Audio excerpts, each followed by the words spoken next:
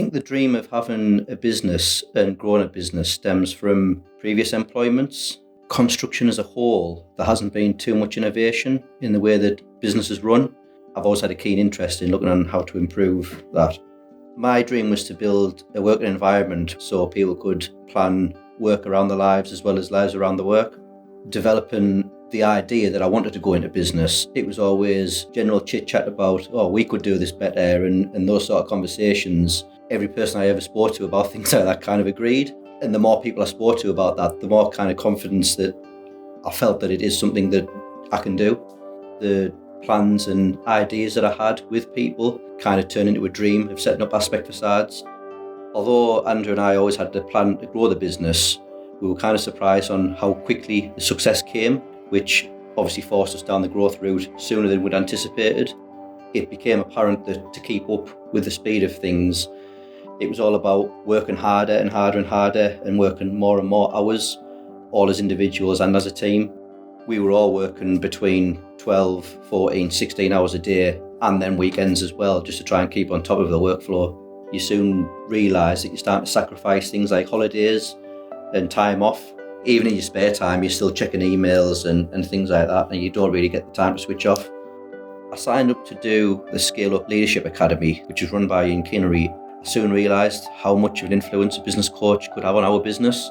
So after the Scale Up course, I met up with Ian a couple of times for him to explain the ins and outs of what we'll be doing working together, and then the development that he can have on the leadership team in the business. It felt like a relief of pressure that was building up, because I had someone that had been there and done that to help and advise, as opposed to me just working it out as we were going along. After the first couple of one-on-one sessions with Ian, I soon realised how much of an influence he was actually going to have on me personally, by the way of being more organised and having more of an outlook on what I want to achieve. That kind of helps train my mind into the growth of the business and concentrating on that rather than feeling as though it's a burden or a big pressure. It kind of comes naturally if it's aligned with what my goals are. The busier you are, the more stress you are, and the less time you have. But I always used to keep saying to him, you need a balance, you need a home life as well as a work life, otherwise it just won't work. So since Dan's been working with Ian, Dan's communication's been a lot better. I think he's a lot more available. I think time management's got better. Seems to be getting a little bit more involved because he can be here, there and everywhere. So yeah, I think it's been a real benefit. I think the business has definitely improved. We used to have one unit, went 2 units, 3 units, and then eventually we've outgrown all 3 of them and managed to move into a double the size property than we had before. Me and Dan have been friends a long time, so it is good to see him in a better place and a lot happier within his job, but also managed to balance the work life and family life. So he's managing to grow the business as well as growing his own family.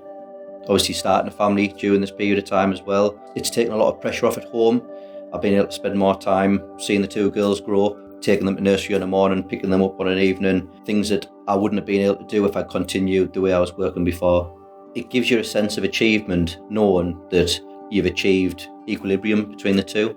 I no longer feel the pressure to open up a laptop on a night and read emails instead of reading bedtime stories to the girls and spending time with them. I feel more relaxed and confident.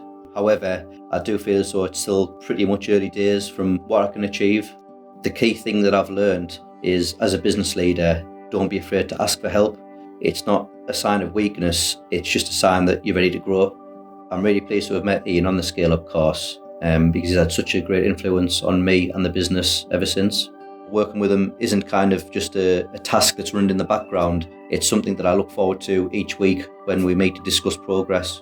I couldn't recommend him highly enough for the impact that he can have on anybody.